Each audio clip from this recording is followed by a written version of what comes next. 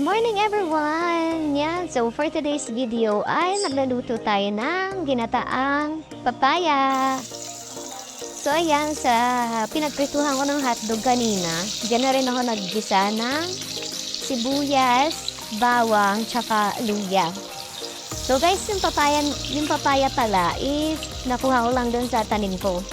Kasi kahapon, nagtanggal ako ng mga tuyong dahon. Kaso paghila ko ng isang dahon, naputol yung isang bunga. So hindi siya ganun kalaki. So yun ang ating igagata ngayon. So yan, naglagay tayo ng konting hipon. Yan. Inunuto lang natin siya. Orange lang natin siya, tapos tatanggalin ulit natin siya dyan sa lutuan. Para hindi siya ma-overcook. Tsaka ano pala yan, na-divine ko na yan.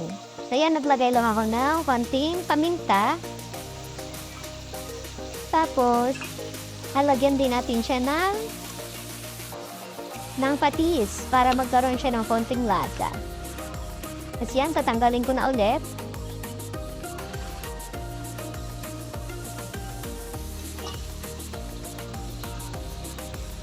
Tapos yan guys, yun yung juice ng hipon kanina. Tapos yan na, natanggal na natin.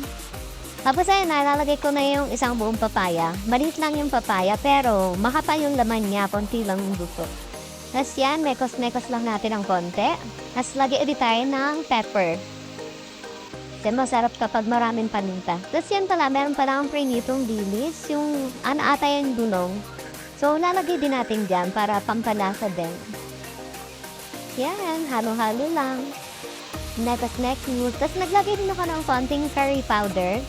Pero konti lang kasi ano lang naman yan, pampalasa lang ng konti, tapos pakulay na rin. Tapos yan, nag-add na ako ng konting water. Konti lang kasi ayaw naman natin na maging masabaw yung ginataan natin. Ayan, shrimp cube. Lagay natin. Tapos yan, after konting kulo, tikman natin kung anong lasa. Tapos mag-add na lang tayo kung anong kulang. So, for me, kulang siya ng patis. So, ayan, nag-add ako ng konting patis. Tapos yan, nilagay ko na pala yung Coco Mama na gata. So, masarap siya. Creamy.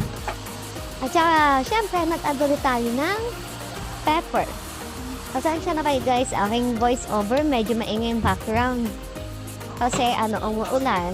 Tapos yan, binalik na natin yung pinakuluan muna natin ng ilang minuto bago natin ibalik yung shrimp. Tapos yan, pinakuluan ulit natin. At yan, luto na yan, tikman na lang. Titikman ko na lang. Siyempre, from time to time, kailangan natin tikman para malaman natin kung anong i-adjust natin. Tapos yan, naghiwalay ako ng konti. Kahit hindi ko makain si Prit ng hipon, sinamahan ko ng isang piraso. Hindi ko rin sure kung kakain siya niyan kasi hindi siya mahilig sa mga gata-gata. Tapos yan, imbis na chili powder, wala tayong chili powder, so chili garlic na lang. Chili garlic na lang ilagay ko. Kasi kapag gata, mas masarap siya kapag medyo may anghang, diba? Pero medyo napaanghang ata yung luto ko. Pero okay lang kasi kaya naman. At ito pala, after kong tikman kanina, parang nakulaman pa ako sa curry powder. Kaya naglagay ulit ako ng konti. Tapos yan, pero luto na yan guys. Papakuluan lang natin ng konti yung curry powder. So yan, diretso naman yung pagkulo niya kasi sobrang mainit na siya.